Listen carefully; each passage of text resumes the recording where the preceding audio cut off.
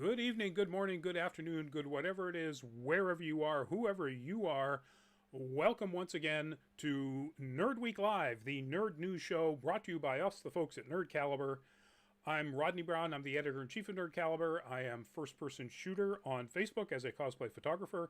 I am Burley underscore adopter on Twitter and a couple of other places, mostly as a tech journalist.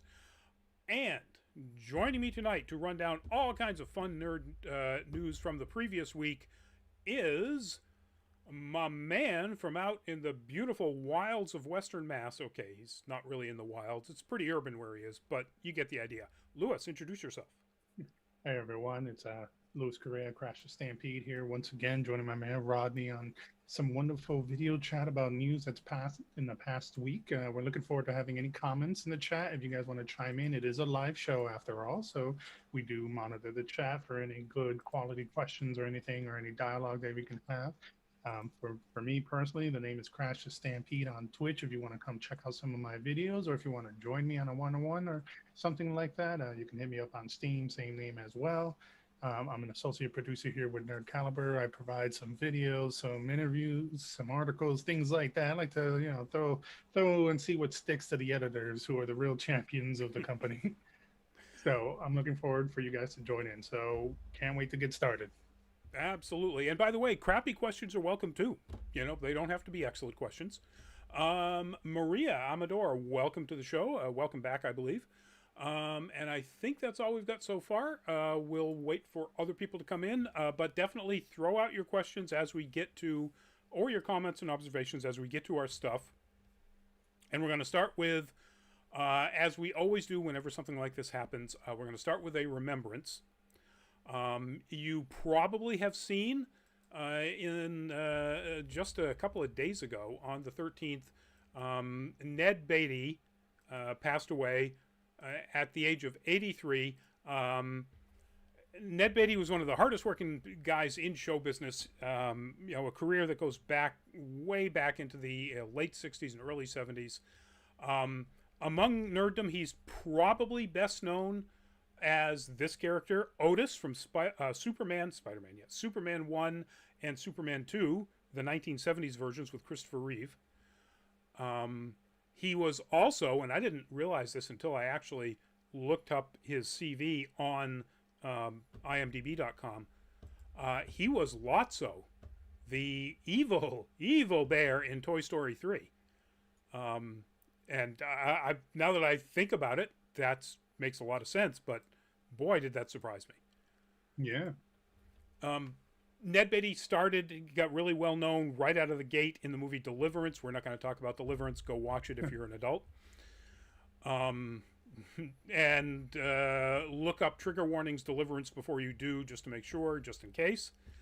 But right before Superman, he was in Network, the Oscar-winning Network. He did TV and voiceover stuff all throughout his career. I mean, he's in Oscar-nominated, Oscar-winning movies. And one of my absolute favorites, and in fact, let me back this image back up here of him as Lotso, because that photo of him is taken from, he was in the first two seasons of Homicide, Life on the Street, by the creators of The Wire, the absolute best police detective procedural shows ever done. And he was fantastic, along with all of the other, standout characters. Absolutely. What's his name right now? It was just in Far Cry 6. Giancarlo? Yes, Giancarlo Esposito got his big start in that show, among a whole lot of others. Anyway, favorite role, Lewis? Ned Beatty? I couldn't think off the top of my head just because I didn't get a chance to look through his IMDb. I'm very bad with recognizing voice actors and things. Yeah, he's I think you got to go back to Superman. Everybody's seen the original Superman. Otis in his pork pie hat, Mr. Luthor. It's such a cheesy, campy, and really fun portrayal from a guy who does really solid dramatic work. Yeah, it says here he was also in Rango. He was the voice of the mayor. Let's see, a couple episodes of Law and Order as a judge. Shooter. He was in Shooter with Mark Wahlberg. Really? Yep. Um, Where I the can't. Red Fern Grows? No. Yep. Yeah. He was in Charlie Wilson's War, one of my favorite Tom Hanks movies. Um, yeah, just a great, absolutely fantastic resume, and it's a very much a shame to see him go. Yeah. 83 years is a good life. That is true. It's a very good life. That is true, and he gave us an awful lot of really wonderful performances. Um, so there's that sad news. We're going to move on to less sad news. Um, this is the actor Issa Rae, and the news is that she has just been cast in the sequel to Spider-Man Into the Spider-Verse.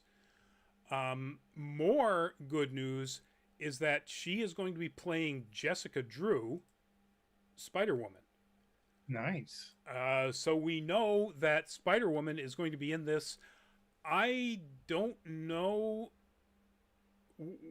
anything about the Spider-Woman character in the Ultimates universe. But it's Into the Spider-Verse, and it's a sequel to Into the Spider-Verse, so who knows what version of the Spider-Verse this Jessica Drew is coming from. So Yeah, that is true. And I wonder if they're going to keep her in her self-conscious skin-tight outfit, or if they're going to give her the newer look with the jacket. Again, I don't remember what the design was in the Ultimates, but my guess is they're probably going to go with the newer look. It's still a pretty tight-fitting costume. It's just that the pants, the lower part, are designed more like, athletic pants, and less like sprayed on, spandex. Yeah. And then the jacket is, of course, it is tight-fitting, but it is still a jacket, clearly a jacket. So Yeah, it wasn't as body forming. right. Not even by a country mile. It wasn't really that body forming. So, and the glasses were pretty cool. It was a nice upgrade considering, like, even the commentary from a lot of illustrators were like, this is just way too much. That original outfit is just way too much. Yeah. To the point where they had the character even say it on numerous occasions. Well, again, you can play with that. Certainly they do with Power Girl. But yeah, there's no way that Milo Manara is going to draw a super bend over, image of her in the new costume like he did to great controversy in the previous costume. But yeah, so all of the people that we want to be back are back. Lord and Miller are making it. Shamik Moore, Haley Steinfeld. So it's I'm looking forward to it. The first one was just so incredibly good. Yeah, it was one of those movies I so rarely watch movies again and again. There's only a few in my life that I consistently watch and enjoy over and over again, and that was one of them. That was definitely like a very good animated movie, better than most of the live action. Yep, I'll agree with you there 100%. And I, oddly enough, I'm like you. I can count probably on the fingers of one hand the number of movies I've seen 3+ times. Not counting back when I was a kid and we had 3 channels, and so Saturday morning monster movies were like the only thing. And yes, I've seen like every one of the early Godzillas probably 5 times, but that doesn't count. I've lost count how many times I've seen Shawshank Redemption, and it always feels like the first time every time I watch it. You know what? I don't know that there's a movie that I've lost count of. I love some. There are series that are like that, and I've said this to people who are, anybody who's been a Facebook friend of mine knows that, every Memorial Day, it's a Band of Brothers marathon, and just, sometime that weekend anyway, and that will never change. I love that series to death. But movies, yeah, not so much. But anyway, Into the Spider-Verse sequel. This does not have. Yes, it does. Wow. This one also already has a release date, October 7th, 2022. I can understand that, at least. I mean, even with pandemic like it's animated, so you can just have people from across the world working on it. Yep. Um, and Avi Arad is listed as one of the producers. I guess that must be a courtesy thing, because he's involved in the licensing rights still. So, but anyway, looking forward to it. Like the idea of this casting, and I'm very much looking forward to what they're doing with Jessica Drew. Speaking of other new animated stuff coming up, we finally got our first look at the upcoming animated series Star Trek Prodigy. And I love the design of these characters. I like what that means probably for the type of animation. I wanted to include the image that had in the middle the animated version of Captain Janeway, because Kate Mulgrew is coming back to portray Janeway, who was sort of leading this really random group of all non-human young people. I'm not even sure they're all Starfleet, because they're not wearing uniforms, that's for sure. How do they describe it here? Aimed at younger audiences, the series will follow a motley crew of young aliens who must figure out how to work together while navigating a greater galaxy in a search for a better future. So yeah, I don't think they are Starfleet cadets. Sounds to me like they came across a vessel while they were someplace and they're trying to navigate a Starfleet cruiser someplace. It makes sense. It reminds me of like Voyager, actually. It makes Voyager, with the exception of everybody on the ship was a Starfleet officer. Yeah, that's true. Or you had the what are the Muktae, the rebels.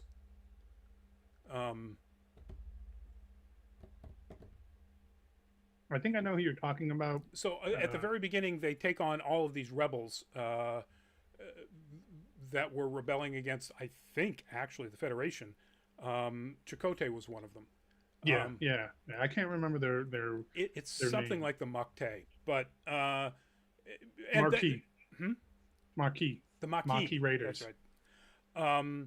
The Maquis were eventually given Starfleet uniforms by Janeway and sort of made Starfleet officers, but they never went through Starfleet. So yeah, I can see that. This looks a little bit more like that. Yeah. I mean, I remember there was an episode in Deep Space Nine during the Jem'Hadar War where a bunch of cadets took control.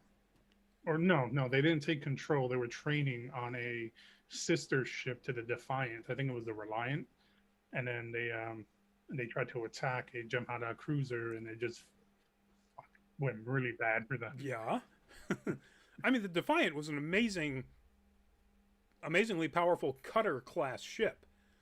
You go up against a Jem'Hadar cruiser. Yeah, that's not smart. Yeah. But anyway, we're gonna start Star Trek nerding out here. Yeah, fair. So some of the cast that you've heard of, and we've probably heard of, Jason Mantzoukas plays Jankum Pog.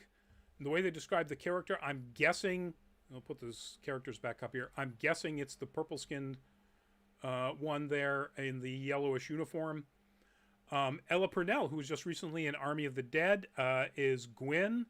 And again, based on the description, I'm guessing it's the tall one right next to the purple one. And D. Bradley Baker as Murph, whose age and species is unknown, but who is an endearing, indestructible blob with curiously good timing and an insatiable appetite for ship's parts. So I think that would be the blob that you see in the image.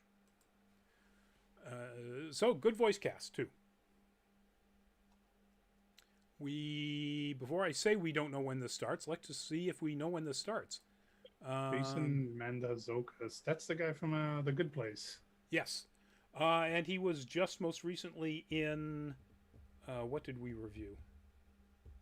I can't remember. It's one of the more recent Full Fat Spoiler chats. He was a voice actor. Yeah, this does not say in this article when this is going to be hitting Paramount Plus, obviously, because it's a CBS product. Yeah. So looking forward to it though. So far they've pretty much knocked it out of the park with all of their Star Trek related spin-off stuff. Yeah. It's funny is I actually saw some people complaining about this, and like it's one of those things like, people of the internet, please cut the shit. Yes, they're all aliens. Be careful how you make your phrasings, because a lot of y'all sound like really white supremacists when you talk. They're all aliens. Oh, but where's all the humans? Don't you mean where are all the white humans?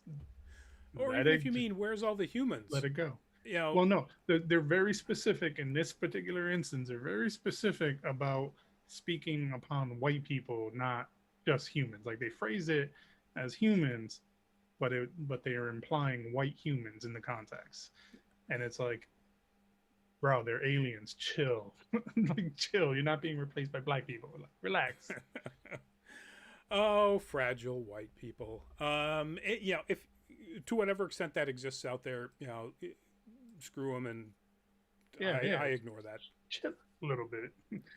All right, moving on. Batman.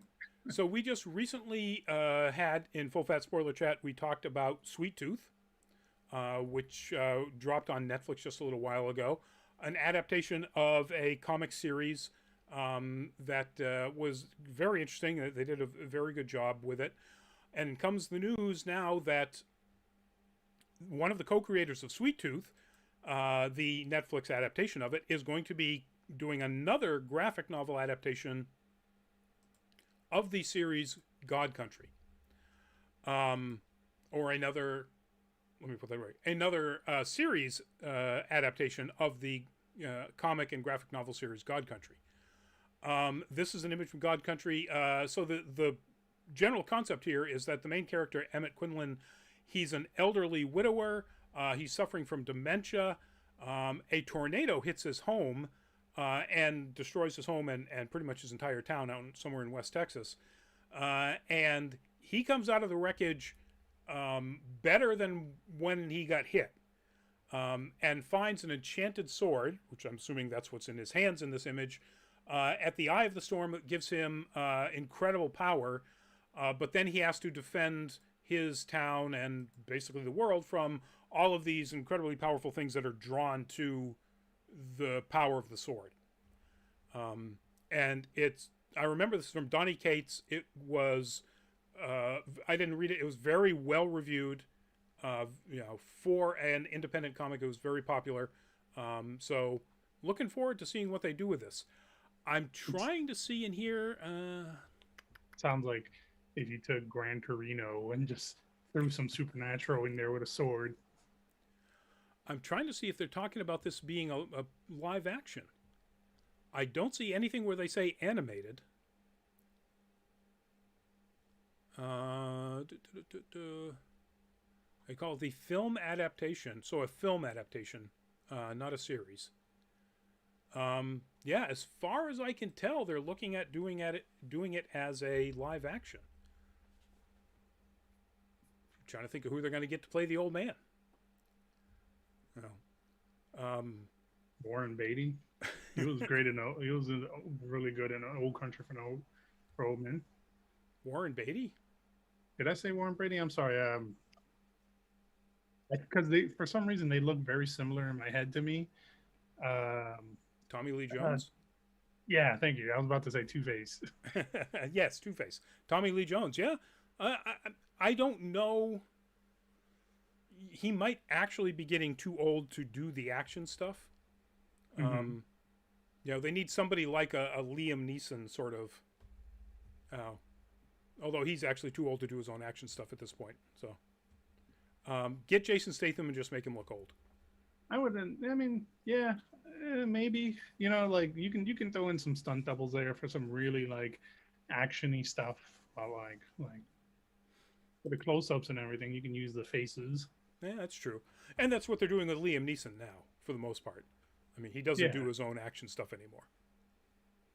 Because he's getting too brittle. Sad to say. The bones, man, and bones. Them bones. Speaking of, this has nothing to do with bones. But speaking of animation, which we were trying to determine whether or not the last show was animated or not, we know this is going to be. So that up there is Richter Belmont, in his version from their appearance, or him and his brother's appearance in Smash Brothers, which I think they were added as new fighters last year, maybe. Maybe. But the news about Richter is he is going to be the main character of the upcoming Castlevania spinoff that we've talked about. And it's going to be about Richter set in his timeline, which is around the French Revolution. And of course, he's going to be fighting, vampires and, creatures of the night and so on. But Richter is apparently a descendant of Trevor and Sifa, which I'm assuming is canon from the games as well. Powerhouse Animation is going to continue to do it. The two directors are going to continue to direct it. I don't know if they've announced who is, the showrunner is going to be Clive Bradley, not obviously Warren Ellis, because controversy. But I don't know if that means he's going to be the primary writer as well. But I think that's an interesting idea. Moving it forward, keeping the same animation studios. They don't say what it's going to be called. Yeah. The current animation studio has like a really solid track record already, especially with its precursor series. And the setup with Richter is really, like, you really cracking open the universe with Richter, because Richter, not to give much away, but Richter is a catalyst for a lot of hella fucking bad shit that happened in the Castlevania universe.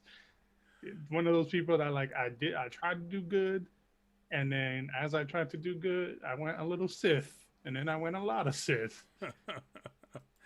Let's hope they write him better than Anakin Skywalker. I hate that.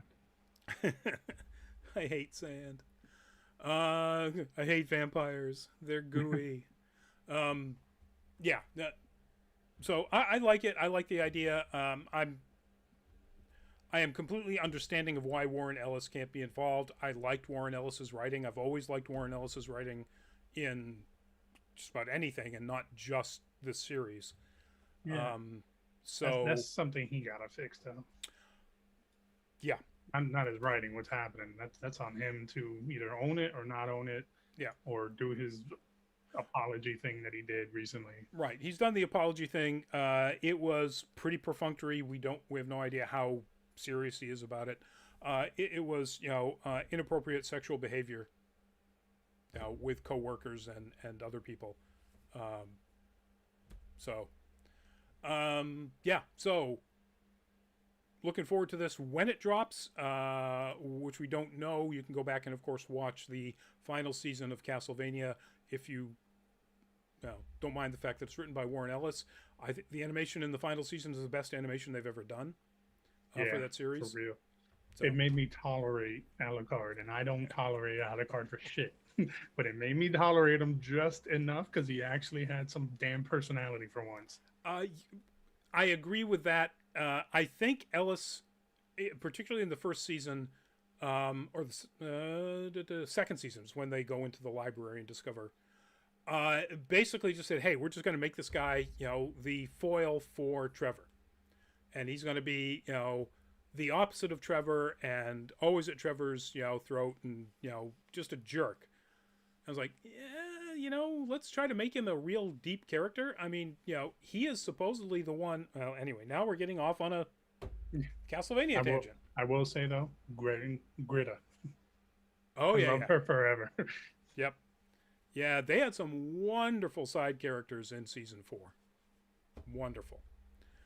All right, folks, moving on to Middle-earth. They just are not ever going to stop Warner Brothers is never going to stop mining Middle Earth for every single dollar it possibly can. Having said that, I like this idea. Animated movie, Lord of the Rings, War of the Rohirrim is going to be the story of Helm Hammerhand, the king roughly 250 years prior to the events of Lord of the Rings, who Helm's Deep in this picture is named for. And it's going to be the pretty much the biggest battle of the land of the Rohirrim of Rohan prior to the War of the Ring. I'm looking forward to it. It's going to be animated. No idea who's going to be in it yet. Warner Brothers Animation is going to be doing it. New Line Cinema, which has done most of the stuff with the Lord of the Rings stuff, is also producing. Mm-hmm. Directed by Kenji Kamiyama. And I should have looked up that name before we started, because I think that's probably somebody with some bona fides, as they say in the movie world. Shame Greg's not here to bore us to death. Exactly.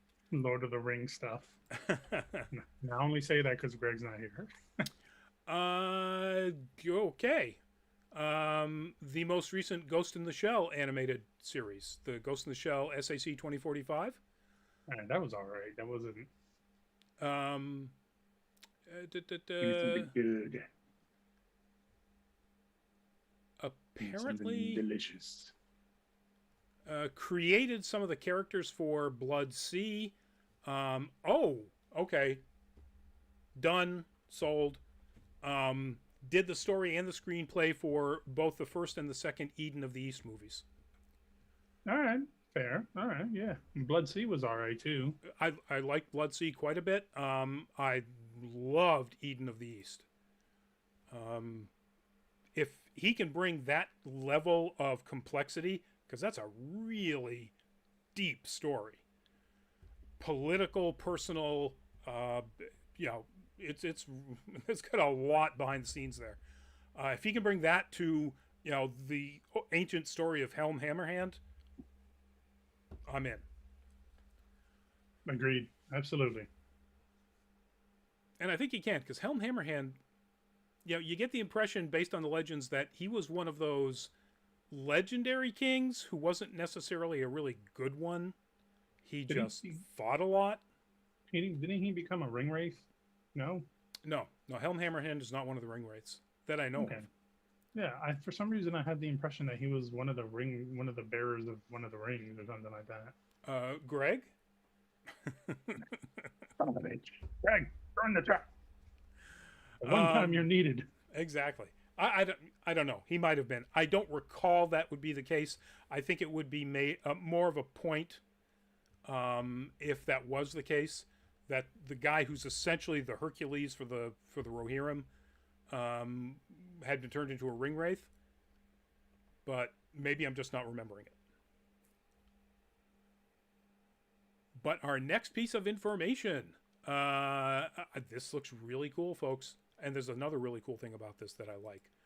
That is Batwing in the upcoming, or who will be appearing in the Batwoman series, as we kind of knew all along, because Luke Fox has been in the series as sort of Batwoman's technical support since the very beginning.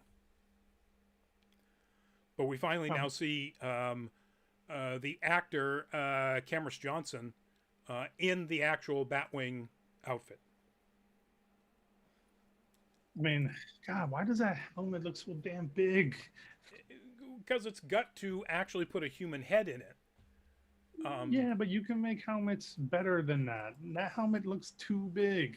It looks like they took like an airsoft helmet and then they just modeled over it. So it's got to fit the actor's head.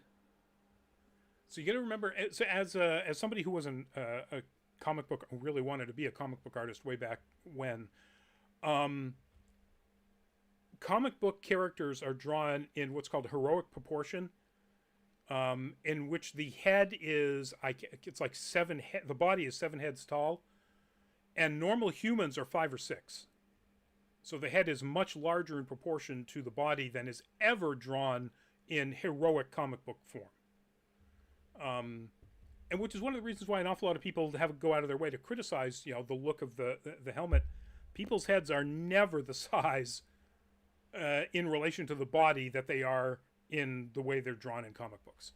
Yeah, I mean, if it was a comic book, then sure, but this is live action. They've altered quite a many things, and numerous characters in shows. Iron Man, for a good example, doesn't have a giant bulbous head and helmet.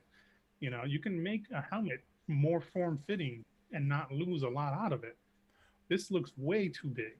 It could be just the angle that the photo's taken that is making it look that big. That's true. So I'd have to look at a different photo, but from going off of this one, it looks really big. Yeah. So I'm not going to, try to justify it anymore. That information is out there.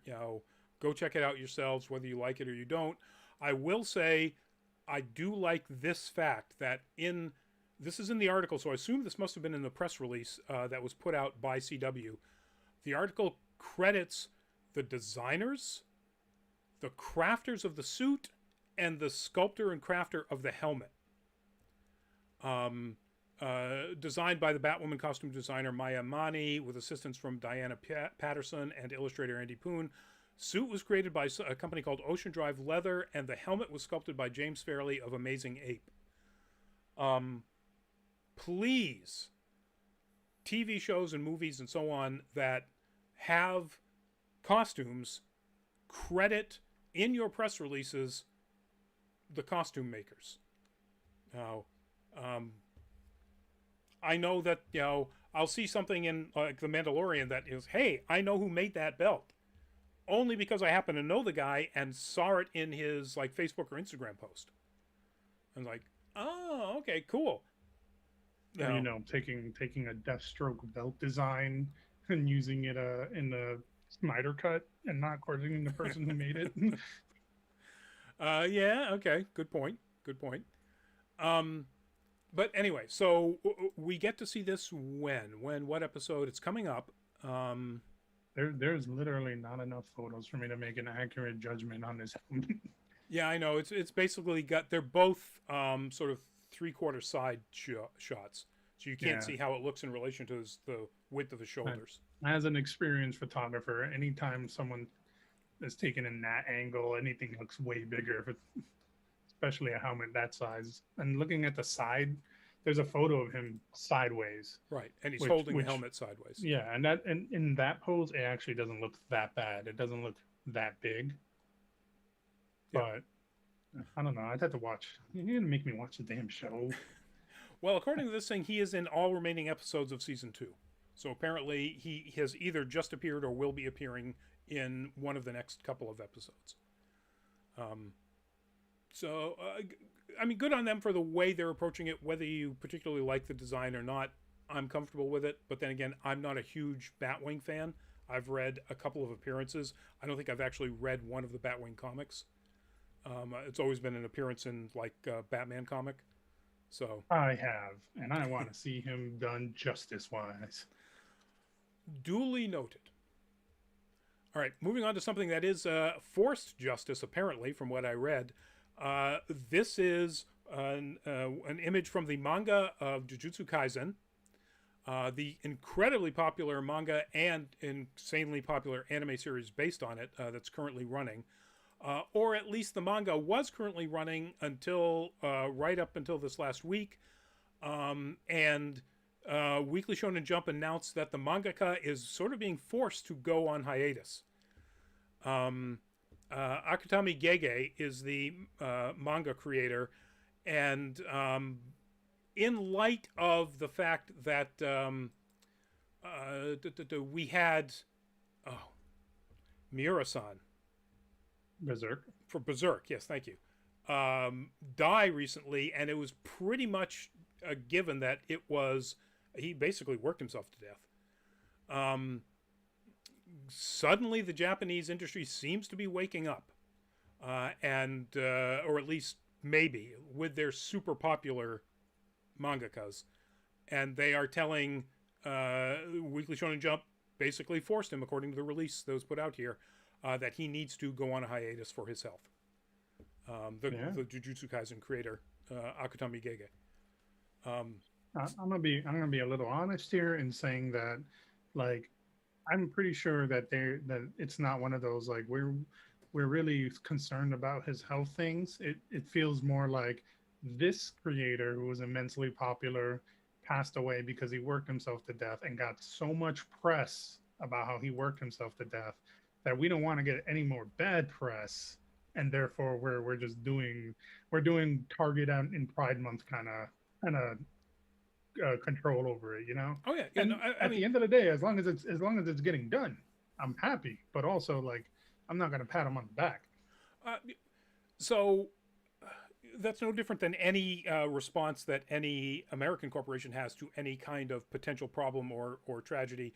You know, anytime an American corporation says, "Okay, well, we've realized the problem, and we're going to be implementing the the new sexual issues, harassment, and awareness report panel that doesn't report directly to anybody except the board." Blah blah blah. It's like, okay, well, we understand that's cool, that's good, but we understand that the only reason you did it is because you got called out for this garbage treatment before. Absolutely, it's not indicative to one country. Right, and so it's the same thing here. I agree 100% that if Miura-san hadn't died recently, chances are this wouldn't have happened, and they are getting out ahead of it because it would be bad press if Akutami-san died.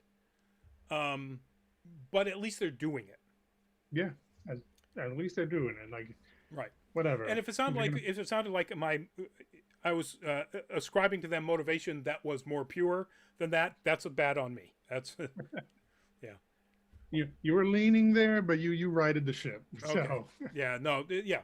So my apologies for anybody who thought that this was like a big pat on the back for Weekly Shonen Jump. Right. You just lost some endorsements, but right, yeah, like I get paid by, yeah. Anyway, so we don't know how long the hiatus is. I think they said it's a month. Yeah, should be about a month. Apparently, then this is Akutami putting out in a release that the editorial department had been asking him for a while to take a break, and he's been saying no. Didn't want to slow the pacing of the release schedule down. Yeah. And that may be true or not. It's how he makes his money, and if it's no longer popular, then it doesn't wind up in Weekly Shonen Jump anymore. This is so insanely popular that there's zero chance that if he takes a month off,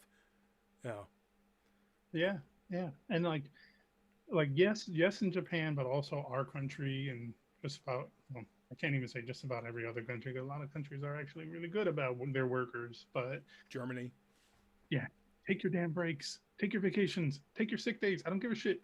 Do it. Corporations don't give a shit about you. They literally do not care about you. If your manager says something like, "Hey, I know you're calling out, but we really need you because we're shorthanded," that is not your fault. That is a guilt tactic. Yep. It is not your fault. Take your vacations, man. Because honestly, if companies could work you 24/7, they will work you 24/7. And when you die, they'll slot in another person. Yep. Take your damn breaks. Yeah. Good advice. So anyway, so if you're a fan of the manga, shortly there will be about a month break, and then you get right back into it. They're fairly. I hope he ends up taking 2 months. There you go. I doubt it, because one, it's his livelihood, and two, you're right. Weekly Shonen Jump isn't doing this out of the goodness of their heart. But anyway, so here's something that I think is really a lot of goodness. This is the cast of the upcoming live action Resident Evil series that focuses on Wesker, and Lance Reddick there in the middle is going to be playing Albert Wesker. One, yay for casting a black man for the first time as Albert Wesker. 2, Lance friggin' Reddick. You know, The Wire, Fringe, just, yeah, he's so good. The John Wick movies, you know, I am a huge fan of Lance Reddick. Yeah, great actor, great actor. Yep. And the rest of the cast there is, I'm trying to remember how they described this. So Ella Balinska, Tamara Smart, Sienna Agodong, Adeline Rudolph, and Paola Nunez. Details on which characters the others will be playing are being kept under wraps. I thought I heard them say something about this being about Wesker and his daughters back in when we first started talking about this live action series happening. But that'd be interesting, I guess. Yeah. Because he doesn't have daughters. Yeah, and so I'm not really sure what that's all about. Whether they mean by daughters, you know, more sort of creations. But this is being produced by Constantin Film, which holds the rights to it. So there's not really an indication that it's going to be any different in style than the recent movies. You know, the last 6 movies. But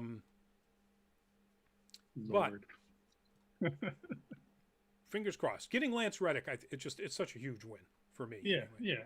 I mean, I love Resident Evil, and I'll even go on record saying that I liked some of the recent Resident Evil movies.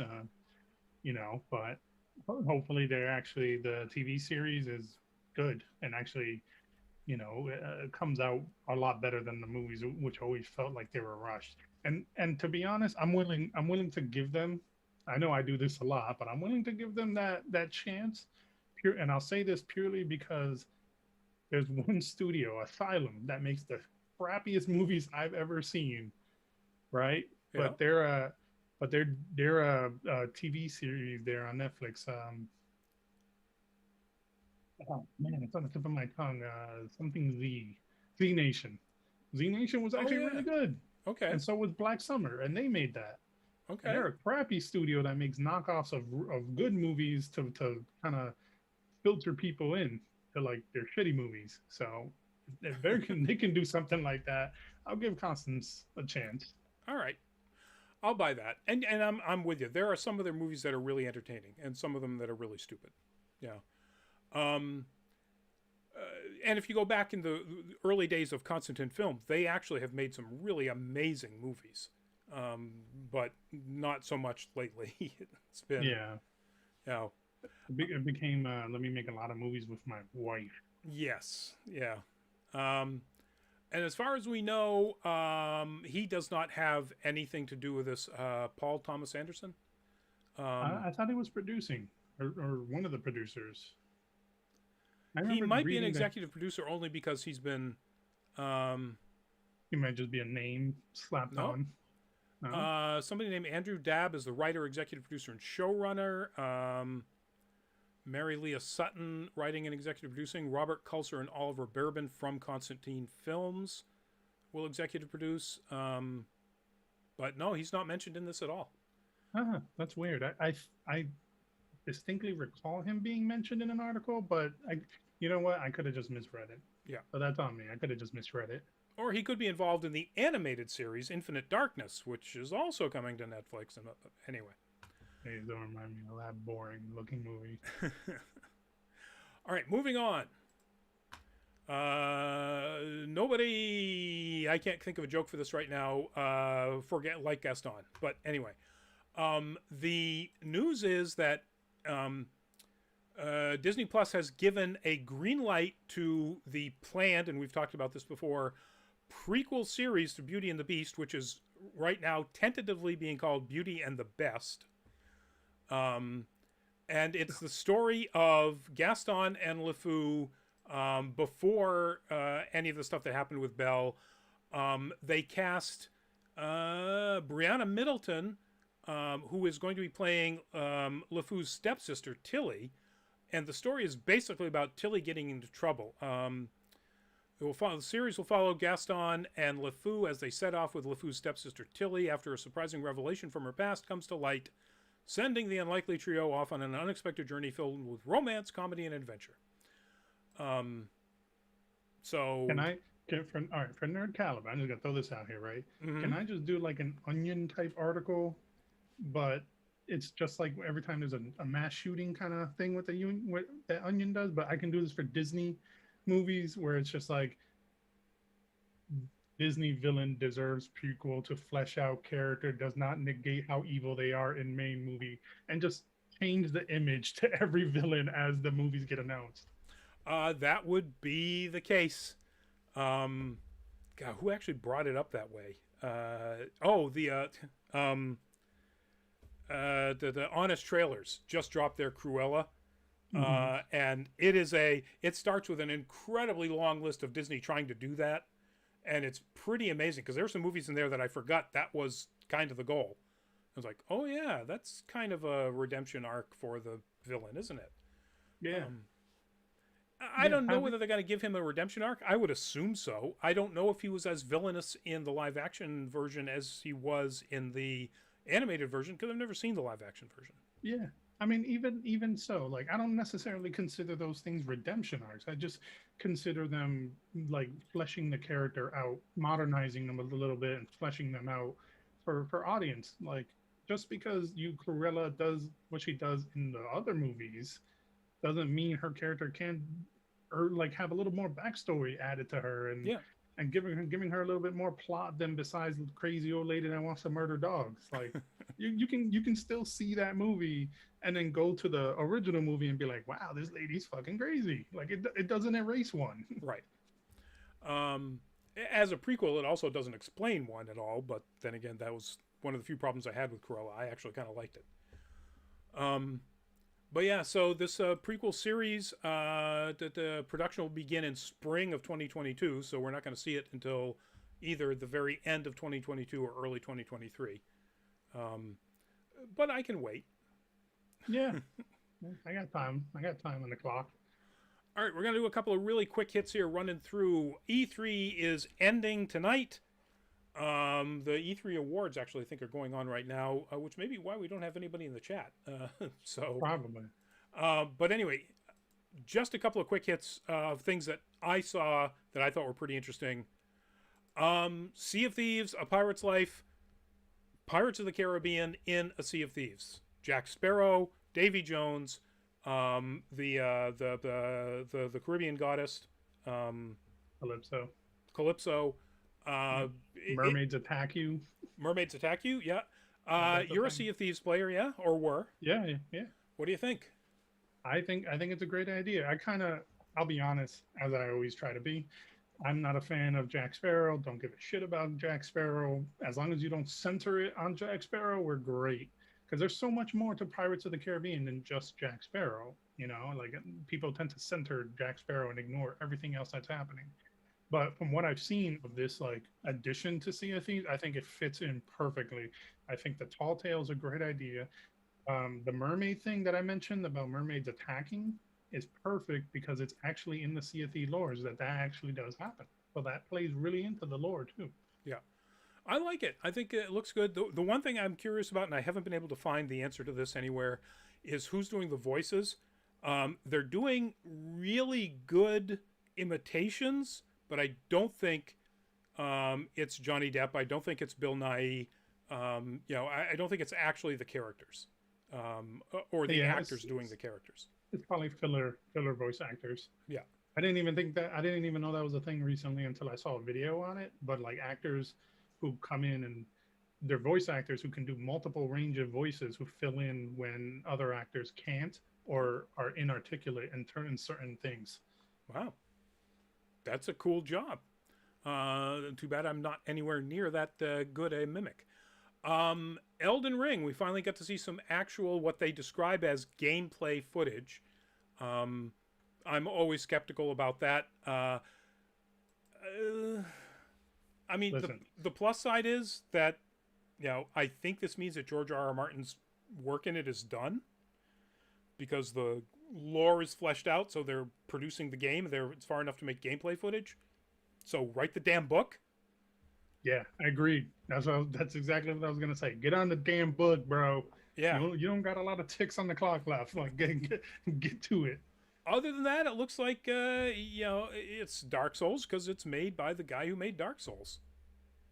It's Dark Souls with a different lore, but it looks like the gameplay. I mean, even the main character, you're the guy there that's jumping and attacking the multi-arm thing. You've got a longsword. You got a big ass longsword. Yeah. Perfect game for the Ryan Ropers in my life. Well, yeah. Roper would just go nuts over this, I'm sure. It does look beautiful. I'll give him that. But it doesn't look different enough from Dark Souls to, okay. Yeah, I don't buy games where I hate myself, so it's not me. It's not my type of game. All right, Square Enix, Guardians of the Galaxy, from Eidos Montreal.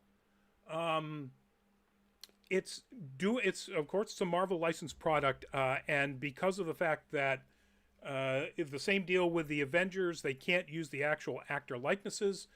So clearly, for the character models, they did actual motion capture of both body and face of the voice actors. Again, just like they did with Marvel Avengers. Based on what they were initially talking about when they showed this at first, it seemed to be different gameplay than Marvel Avengers. A different kind of gameplay. I can't remember what the difference was. But in the most recent, so in the Nintendo Direct, because apparently there's going to be a Switch version of this, in the Nintendo Direct, very quickly at the bottom of the screen, they said, high-speed persistent internet connection required. So it is going to be a game service just like Marvel Avengers. Yeah, good luck. Yeah. Good luck on the Switch. I mean, it's inspired more by the comic book. I mean, Peter Quill is more of a man whore in this than he is in either of the two movies. No, I mean like the always connectivity thing on the Switch. It doesn't have a good range there. Like at home, you're fine, but if you're gonna try to play this out in the world, good luck, man. Yeah, actually, that's a good point. I don't think you can actually do that with the Switch. I don't think they could enforce that requirement, so you may not actually be able to play it unless it's docked. Yeah, either something like that, or there's gonna have to be some space given to the Switch because it's a roaming mobile platform. So, right, And why of all the haircuts and looks, why does this guy look like Space Richard Spencer? Because he doesn't. Because he like, what is going on? And can y'all use different shades of green other than just that green? Because like Gamora is a little bit lighter and Drax is a little bit darker. Yep. Yeah, that's very nitpicky, but I agree. If you watch the trailer, they actually do a pretty good job with the voices and capturing the feel of the characters, particularly Gamora. I like this Gamora even a little bit better than Zoe Saldana's, because I think she's a little bit more connected to the team and less of a I'm just here for Peter Quill's junk when she gets to that point. And then I'm not here for anybody when she goes back to the other point. So, this is up here. This is a game called Redfall. It's up here because, one, it looks really cool. Vampire hunters in a fictional city called Redfall, Massachusetts. And that's mainly the reason why I put it up there, because, vampires take over a city in mass called Redfall, which doesn't exist. But it looks really cool. Massholes. It's all massholes, and they're all people from Rhode Island who are coming in to take them out. Are all those vampires from our Southies? Gonna suck your blood, kid. Yeah, kid. And Tiny Tina's Wonderland.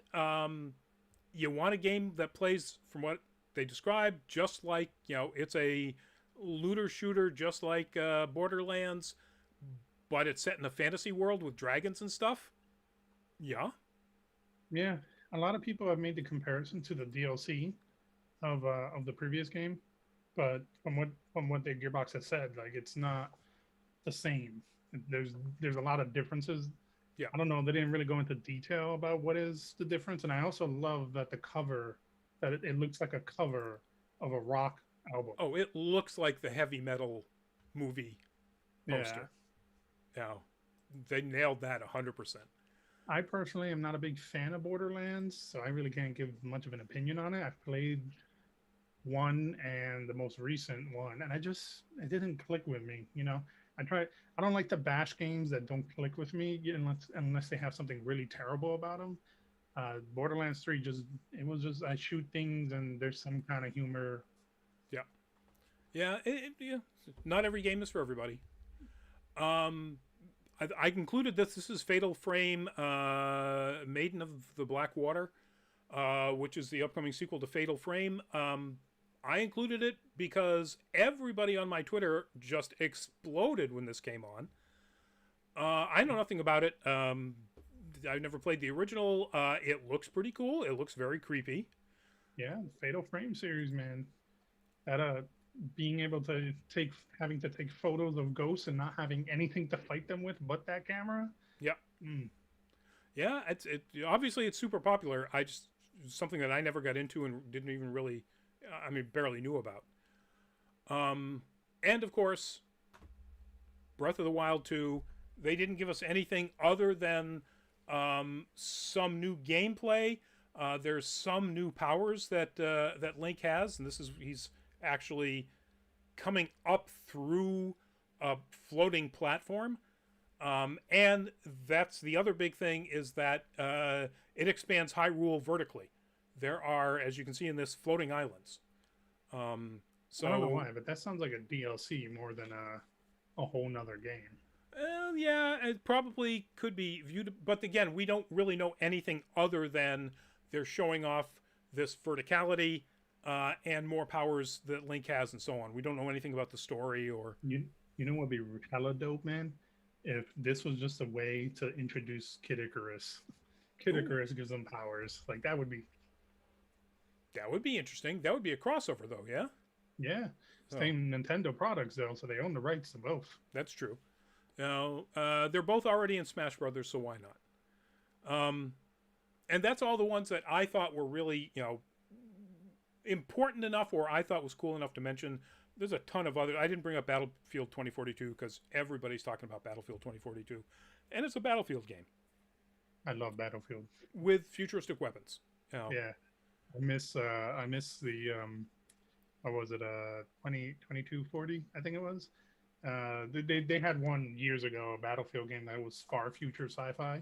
Oh, the one where you're fighting in space on ships? No, you think of Call of Duty. That's okay. All right. No, Battlefield actually had one where like there was giant ships that roamed the map. Each team had one, and you had to destroy their ships, and you had to like take over points on the map to take down the shield, so you could land an insurrection team, an insertion team. Yeah. To take no, out I'm the sorry. core. I described it badly. That's the one I'm thinking of. Okay, because there is a Call of Duty that's sci-fi out in space as well. Yeah. Yeah, no, this one was very specifically attacking, ship, individual crews, individual brigades, platoons, attacking ships to basically board ships. Yeah. Yeah. Yeah.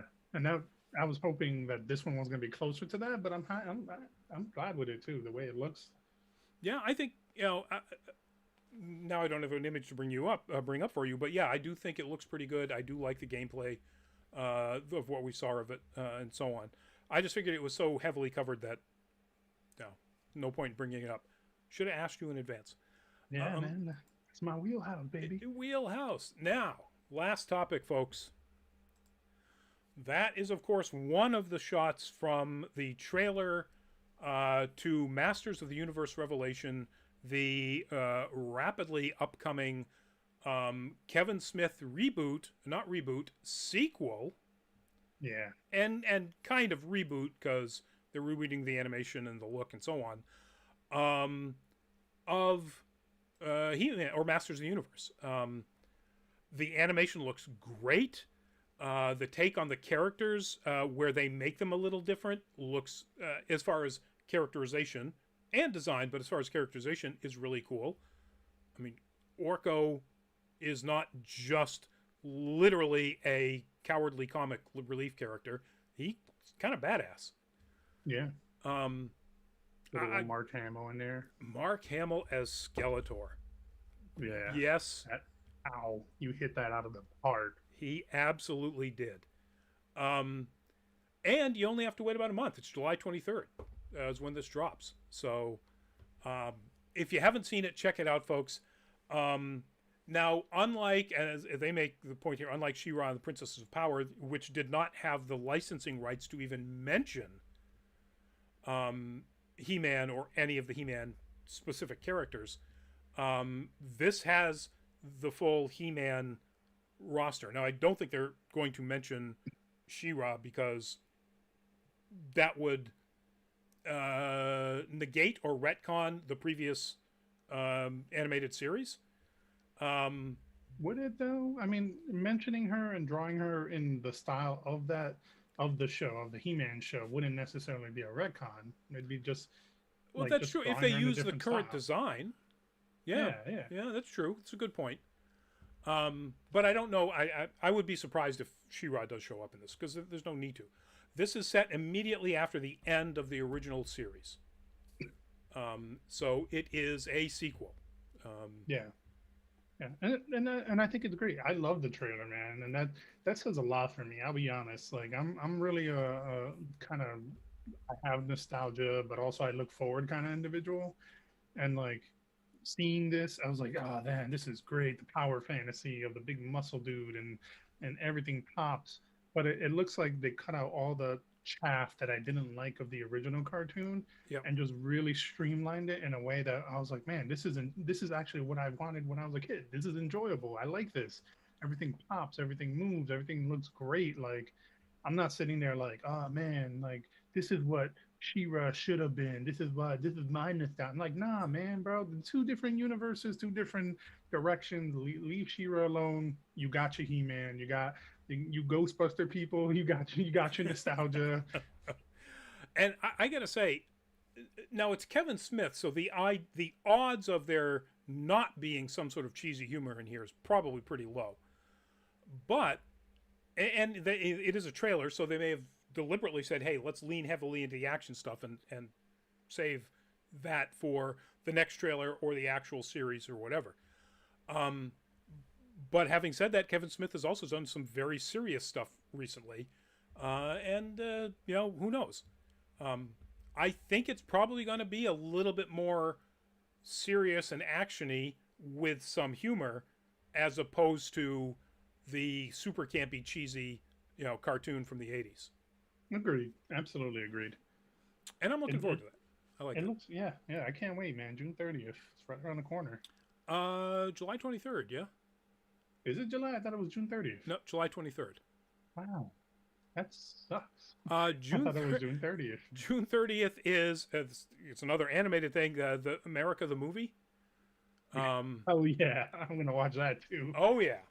I Completely separate thing, but that was so cheese that I got lactose intolerant just looking at it. Oh my god, that looks greit. Just the idea of Channing Tatum voicing George Washington. Anyway, folks, that is our show. Thank you all for hanging in, whoever was hanging in. Wish we had a little bit more interactivity in the chat, but hey, that's the way it goes on some nights when people are giving out game awards or whatever might be happening in the summer. So if you get a chance, folks, do please check out our Patreon. That is patreon.com/nerdcaliber, up on your screen right now. We don't do an awful lot of the, here's all these really ridiculous tiers where, the differences are just blah, blah. It's just two tiers. There's one that you support us, and that's it. And then there's one where you support us with a little bit more money, still very low money, and we get, to put your names on the end of all of our edited videos. And so check it out, patreon.com/nerdcaliber. Lewis, give us a goodbye. Well, once again, thanks for everyone who showed up. As always, I always enjoy my dialogues with my colleagues. We have a great time sharing our opinions, even if we don't agree about helmets. We still respect one another, and that's one thing that you or out Lord there of the who Rings, are watching. or anyway, that's something that you out there in the world, just remember: respect one another. You can have differing opinions on things, and still be the best of friends at the end of the day, depending on what it is, depending on the argument. But just remember to be kind to one another. So let me wrap this up with, I am Louis Correa, Crash the Stampede. And I look forward to seeing you guys next week in our chat. Rodney? For next Thursday, or this coming Thursday, I should say, our full fat spoiler chat is going to be on, and I just looked this up. Oh, Love, Death, and Robots. So if you have not seen Love, Death, and Robots, you got a chance to see it now. They're like 13 to 15-minute episodes. There's 8 of them, but that means it's like a 2-hour movie. So it's really easy to watch. Some really interesting classic science fiction tales being adapted this time. So do check it out. Or if you don't mind spoilers, check it out as well. Join us 8 o'clock Thursday. Next Monday is No Nerd Caliber, and we're going to be doing our top 3 Pixar movies and our least favorite Pixar movies, because our full fat spoiler chat that week will be the new upcoming Luca. So hope to see you then. And of course, Nerd Week Live next Tuesday. Hope to see you at one of those upcoming shows. In the meantime, hope to see you this Thursday, and stay safe. For those people out in the West, please stay safe. Figure out a way to get cool. I was just noticing on one of my cosplay friends out there, it's 113 degrees out in Vegas today. So jumped up. Yeah, that ain't good. So anyway, folks, stay safe.